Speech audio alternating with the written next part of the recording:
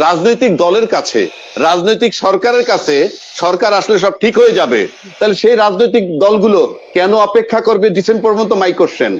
রাজনৈতিক দলের কাছে ক্ষমতা হস্তান্তর করলে যখন দেশ ঠিক হয়ে যাবে, প্রশাসন মাঠে নামবে, পুলিশ কাজ করবে, তাহলে সেই রাজনৈতিক দলগুলো কেন ইউনূস সাহেবকে প্রেসার দিয়া মার্চ এপ্রিলে নির্বাচন নিচ্ছে না? যেহেতু রাজনৈতিক দলের কাছে ক্ষমতা গেলে দেশ ঠিক হয়ে যাবে, অনতিবিলম্বে রাজনৈতিক দলের মাঠে নেমে আন্দোলন করে আগামী ৩-৪ মাসের মধ্যে নির্বাচন নিয়ে আসুক, নয়তো এই ব্যর্থতার দায় তাদের থাকবে। এই কথা আমি বলছি ১.৫ বছর আগে টক শোতে ওপেন, যে বাংলাদেশের শিক্ষা ব্যবস্থা, চিকিৎসা ব্যবস্থা উন্নতি করার রাস্তা একটাই, সেটা হলো যারা যখন রাজনীতিবিদ হোক, মন্ত্রী, এমপি, মিনিস্টার, আমলা টালাম যা থাকবেন, তাদের সন্তানদের লেখাপড়ার জন্য বাইরে যাইতে পারবে না এবং তাদের ফ্যামিলি কারো চিকিৎসার জন্য বিদেশ যাইতে পারবে না। দেশের চিকিৎসা এবং স্বাস্থ্য খাত উন্নতি হবে। পরিষ্কার। আপনার ক্রিটিসিজম করার সুযোগ থাকতে হবে এবং আমরা করছি।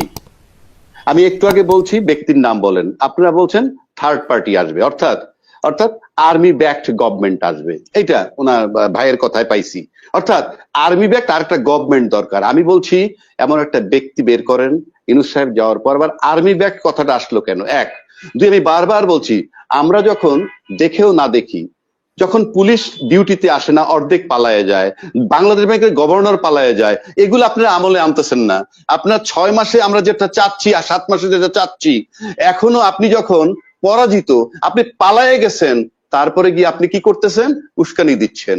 ভাই বলছে পিনাকি উস্কানি দেয়, ইলিয়াস আসলে উস্কানি দেয়, ফাইন, আমি দেখতেছি উস্কানি দেয়, শেখ হাসিনাও তো উস্কানি দেয়। তো শেখ হাসিনা উস্কানিতে একটা প্রাইম মিনিস্টার ছিল ১৬ বছর, সে একটা বাজে পরিস্থিতি থেকে, এই যে আয়নাগরে ছিল ব্রিগেডিয়ার আজমির মতো লোক, আমরা কেউ কোনো কথা বলিনি। আপনারা বলছেন ব্রিগেডিয়ার আজমি কোথায়? বলেননি। বিএনপির ইলিয়াস হোসেন গুম, তারপরে কি বলে চৌধুরী আলম গুম, বিএনপির লোক রাস্তায় নামেনি। বিএনপির সর্বোচ্চ নেত্রী, যাকে মাত্র ২ কোটি ৩ কোটি একটা ব্লেম দিয়ে এক অ্যাকাউন্ট থেকে আরেক, তাকে ৭ বছর দণ্ড দিল, টোটাল বিএনপি নীরব ছিল। এর চেয়ে বেশি বিএনপির তো আক্রমণাত্মক হওয়ার জায়গা আর কোথাও ছিল না। সুতরাং সেজন্য আমি বলছি, যেমন আবার নির্বাচনের কথা, যে উনি একটা টাইম লাইন, ডেড লাইন দিতে পারে, বা একটা, উনি তো ডিসেম্বর পর্যন্ত দিলেন, আপনারা আগে নেন না, আন্দোলন করে যদি পারেন নিয়ে যান না। আমরা তো চাই ইউনূস সাহেব বেরিয়ে যাক, গণতান্ত্রিক সরকার ক্ষমতা। ডিসেম্বর পর্যন্ত মানছেন কেন? কথার কথা, আমি তর্কের খাতিরে বলছি, উনি ডিসেম্বরে নির্বাচন চায় না কেউ। এই সরকার বিতর্কিত হোক বা এই সরকার ব্যর্থ হোক, এই সরকার, ওমা আমরা তো সবাই তার বিতর্কিত করতেছি এখানে বসে বসে, সবাই, সে ব্যর্থ, সে অযোগ্য, তার চলে যাওয়া উচিত, ওটাও তো আলোচনা করলাম, এটাও তো আলোচনা। আর যেহেতু কি বলে রাজনৈতিক দলের কাছে, রাজনৈতিক সরকারের কাছে সরকার আসলে সব ঠিক হয়ে যাবে, তাহলে সেই রাজনৈতিক দলগুলো কেন অপেক্ষা করবে ডিসেম্বর পর্যন্ত? মাই কোশ্চেন। রাজনৈতিক দলের কাছে ক্ষমতা হস্তান্তর করলে যখন দেশ ঠিক হয়ে যাবে, প্রশাসন মাঠে নামবে, পুলিশ কাজ করবে, তাহলে সেই রাজনৈতিক দলগুলো কেন ইউনূস সাহেবকে প্রেসার দিয়া মার্চ এপ্রিলে নির্বাচন নিচ্ছে না? আমি তর্কের খাতিরে বলছি। তাহলে কি চান আপনারা? রাজনৈতিক দলগুলি কি চান? আমি রাজনৈতিক দলকে আবেদন করছি যে রাজনৈতিক দলের কাছে ক্ষমতা ফেরত আসলে নির্বাচনের মাধ্যমে দেশ ঠিক হয়ে যাবে, তাহলে কেন আমরা রাজনৈতিক দলগুলো বসে আছে? কেন ইউনূস সাহেবকে প্রেসার দিয়ে মার্চ এপ্রিল মের মধ্যে নির্বাচন নেয় না কেন? জুন জুলাইতে না হয় ঝড় বৃষ্টি হবে, মার্চ এপ্রিল মের মধ্যে নিয়ে যাক, কথার কথা বলছি। সুতরাং আমরা কেউই জানি না আমরা কি করছি, এবং একটা কিংকর্তব্যমূল সিচুয়েশনের মধ্যে আমরা পড়েছি। ১৬ বছর দেশ চালাইছে, হত্যা, গুম, রাহাজানি, ১৬ মাস টাইম কি আমরা ইউনূস সাহেবকে দেই নাই? ফ্রম ডে ওয়ান রাজাকার কি বলে, সরি, আনসার আসছে আন্দোলন নিয়ে, আমরা সবাই কি বলছি? আনসারের পোশাকের ভিতরে ছাত্রলীগ, যুবলীগ। তাহলে আপনি কি আশা করেন? কথার কথা বলছি। আমি চাই রাজনীতিবিদরা, যেহেতু রাজনৈতিক দলের কাছে ক্ষমতা গেলে দেশ ঠিক হয়ে যাবে, অনতিবিলম্বে রাজনৈতিক দলের মাঠে নেমে আন্দোলন করে আগামী ৩-৪ মাসের মধ্যে নির্বাচন নিয়ে আসুক, নয়তো এই ব্যর্থতার দায় তাদের থাকবে। আরেকটা কথা বলি আপা, আরেকটা কথা বলি, শেষ করি। আমি কয়েকটা কথা বলছে, ছাত্রদের রাজনীতিতে আসা উচিত নয়। 25 বছর হইলো এমপি হওয়ার বয়স সংবিধানে, নাম্বার 1। নাম্বার 2, 100 ভাগ মূর্খ অ্যালাউ করে সংবিধান, 100 ভাগ মূর্খ অ্যালাউ করে সংবিধান। সংবিধানের শিক্ষাগত যোগ্যতার কোনো কথা নাই, সুতরাং ছাত্র রাজনীতি করতে পারবে, সে আমার ছাত্র হোক, তার ছাত্র হোক। আর যারা সিনিয়র নেতা, সব দলের বলবো, আপনাদের বয়স 70, 75, 72, 78 পার হয়ে যাচ্ছে, আপনাদের তরুণদেরকে কেন সুযোগ দেন না? কি কি কারণটা কি? তরুণকে সুযোগ দিচ্ছেন না কেন?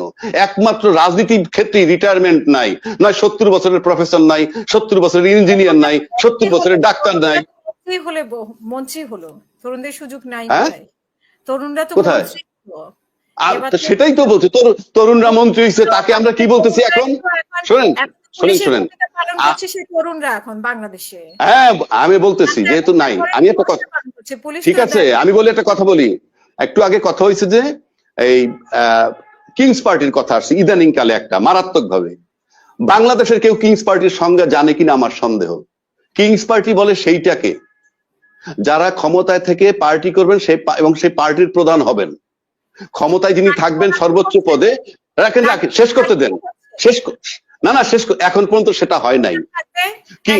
কিংস পার্টি না কিংস পার্টি করতে হবে, ওইটাকে কিংস পার্টি বলে যারা পার্টি গঠন করবেন ক্ষমতায় থেকে, এবং ক্ষমতায় যিনি সর্বোচ্চ পদে আছেন তিনি পার্টির প্রধান হবেন। সেটা কি এখনো হইছে? বরং অতীতে হইছে, অতীতে হইছে। তার ভিতরে একটা কিংস পার্টি বিলুপ্তির পথে, আর একটা কিংস পার্টি কিন্তু করছিল, এটা কেউ বলে না। সেটা হলো বাকশালের সময় শেখ মুজিবুর রহমান যখন আওয়ামী লীগের ভাইঙা উনি ক্ষমতায়, তারপরে মনে হলো বাকশালটা ছিল কিংস পার্টি, এটাও কিংস পার্টি। ক্ষমতায় থেকে পার্টি করে যিনি ওটা টপে থাকেন সেটা king's party. Captain major Qureshi না ক্যাপ্টেন কুরেশি দিয়ে আর্মি ব্যাক গভর্নমেন্ট যখন ছিল 111, তাকে একটা পার্টি বানাইতে বলছিল, পারে নাই। ওটা কিংস পার্টি না। কিংস পার্টির শর্ত হইলো যিনি ক্ষমতায় থাকবেন সেই ক্ষমতায় থেকে ওই পার্টির প্রধান তাকে হইতে হবে। এখন এই ক্ষমতায় থেকে যদি নাহিদ কালকে কোন পার্টির প্রধান হয় তাইলে এটা কিংস পার্টি হবে। আর ওখান থেকে বের হয়ে এখন পর্যন্ত পার্টি তো হয় নাই। আমরা সবাই চিৎকার করতেছি, এখন পর্যন্ত কোনো পার্টি হয়েছে? আদৌ হয় নাই। তো আমরা কোন লেভেলের রাজনীতিবিদ আমাদেরকে বুঝতে হবে যে আমরা এখনই চিৎকার করতেছি। ওদের নিউজ গুলা দেখেন না, ওদের বক্তব্যগুলো শুনেন না নাকি? সেটা অন্য কথা, পার্টি হয়েছে কিনা আপনাকে তো ওইখানে আসতে হবে। তো হয়নি সেটা বলছেন কেন আপনি? হয়নি বলছেন কেন? হোক। ওরা তিনজন যে এটার সাথে সংযুক্ত আছে, এটাকে আপনি বলতে পারেন না যে ওরা সংযুক্ত? আমি তো সেই চ্যালেঞ্জ করছি না, আমি বলছি কিংস পার্টি কাকে বলে, হয়ে নেক তারপরে বলি আমি। আগে কেন বলবো? একটু অ্যাড করতে চাই ভাইয়ের কথা। উনি যেহেতু বললেন যে এখন উনি তো আপনাকে নিশ্চয়ই অ্যাড করতে দিবে না। জি না, ওরা কি না করুক করুক। এই যেমন শেষ আরেকটা কথা বলি, আরেকটা কথা বলছেন আপনার শিক্ষা ব্যবস্থার উন্নয়ন, এই আপা বলছেন। আপা আরো একটা কথা বলছেন, ইতিহাস তৈরি হয় না। ইতিহাস তৈরি হবে কেন? এই আপা জাহাঙ্গীরনগর বিশ্ববিদ্যালয়ে পড়ে, আরে টিচার। যখন বাংলাদেশের ইতিহাসটা কেমনে লেখে জানেন? আওয়ামী লীগ ক্ষমতায় থাকলে জিয়াকে গালি দিয়ে বই লিখতে পারবেন, আবার বিএনপি ক্ষমতা আসলে বঙ্গবন্ধুকে গালি দিয়ে বই লিখতে পারবেন। এই যখন দেশের চেহারা, I hate this history. Number 1। Number 2 আছেন শিক্ষা ব্যবস্থার উন্নয়ন। শিক্ষা ব্যবস্থার উন্নয়ন আপনি কোন ধরনের টিচার রিক্রুট করছে গত 16 বছর? কোন টিচারদেরকে রিক্রুট করছে তারা? আপনি টিচার হইলে আমি আমার মাথায় তুলে রাখবো তাকে, কারণটা কি? কোন কোয়ালিটির টিচার নেওয়া হয়েছে সেটা আমাকে বিবেচনায় নিতে হবে। 3 নম্বর, আমি বারবার বলি দেশের শিক্ষা ব্যবস্থা চিকিৎসা ব্যবস্থা, কয়েকদিন আগে ফখরুল ইসলাম আলমগীর সাহেব বলছেন বিএনপির, এই কথা আমি বলছি 1.5 বছর আগে টকশোতে ওপেন, যে বাংলাদেশের শিক্ষা ব্যবস্থা চিকিৎসা ব্যবস্থা উন্নতি করার রাস্তা একটাই, সেটা হলো যারা যখন রাজনীতিবিদ হোক, মন্ত্রী এমপি মিনিস্টার আমলা টালাম যা থাকবেন, তাদের সন্তানদের লেখাপড়ার জন্য বাইরে যাইতে পারবে না এবং তাদের ফ্যামিলির কারো চিকিৎসার জন্য বিদেশ যাইতে পারবে না। দেশের চিকিৎসা এবং স্বাস্থ্য খাত উন্নতি হবে, পরিষ্কার, ভেরি সিম্পল।